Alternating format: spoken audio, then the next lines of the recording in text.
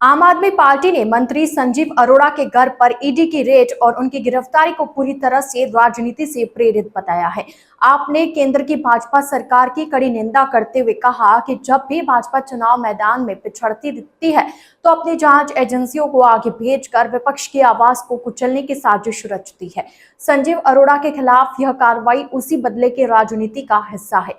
अरोड़ा की गिरफ्तारी पर प्रतिक्रिया देते हुए सीनियर नेता और पंजाब के वित्त मंत्री हरपाल सिंह चीमा ने कहा कि जैसे भाजपा ने ईडी, सीबीआई और दूसरी केंद्रीय एजेंसियों के तंत्र का गलत इस्तेमाल करके पश्चिम बंगाल में चुनाव लूटने और सरकार बनाने की कोशिश की थी, अब पंजाब में भी वह घिनौना खेल खेला जा रहा है। उन्होंने कहा कि यह सिर्फ संजीव अरोड़ा जी पर रेड नहीं है, बल्कि यह पंजाब और 3 करोड़ पंजाबियों की शान पर हमला है।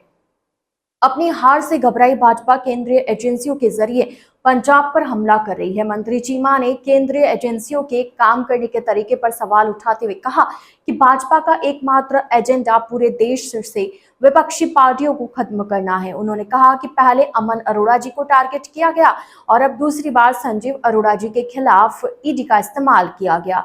सत्ता के नशे में चूर भाजपा संवैधानिक संस्थाओं का इस्तेमाल विपक्षी नेताओं को डराने और धमकाने के लिए कर रही है ताकि कोई उनके खिलाफ आवाज न उठा सके।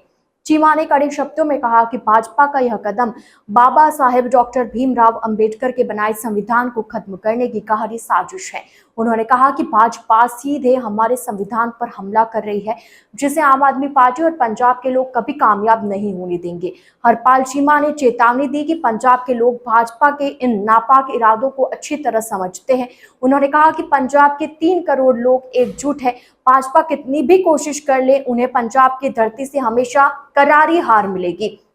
हम इस तानाशाही का डटकर विरोध करेंगे और झुकेंगे नहीं। कैबिनेट मंत्री अमन अरोड़ा ने कहा कि भाजपा केंद्रीय एजेंसियों का इस्तेमाल करके पंजाब में अपनी राजनीतिक जमीन तलाशने की नाकाम कोशिश कर रही है। उन्होंने कहा कि हैरानी की बात है कि पिछले 1 साल में ही संजीव अरोड़ा जी के घर पर तीसरी बार रेड हुई है और पिछले 10 दिनों में यह दूसरी बार है।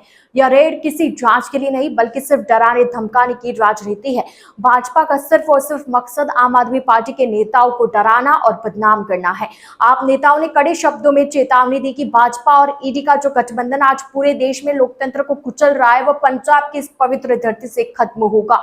हम मोदी जी और अमित शाह जी से कहना चाहते हैं कि आप जो घटिया राजनीति कर रहे हैं वह बंद करें, यह लोकतंत्र के लिए ठीक नहीं है। मंत्री बरिंदर गोयल और विधायक कुलदीप धालीवाल ने इसे भाजपा की दबाने वाली राजनीति बताते हुए कहा कि भाजपा अपने विरोधियों को डरा धमका कर पार्टी में शामिल करने का खेल खेल रही है, लेकिन पंजाब इसे कभी स्वीकार नहीं करेगा। उन्होंने कहा कि भाजपा के पास पंजाब में कोई जनाधार नहीं है, इसलिए उसके नेता नहीं बल्कि ईडी और सीबीआई जैसे एजेंसियां यहाँ प्रचार कर रही है। उन्होंने कहा कि हम अरविंद केजरीवाल और भगवंत मान के सच्चे सिपाही और भाजपा की इस तानाशाही का मुंह तोड़ जवाब देंगे।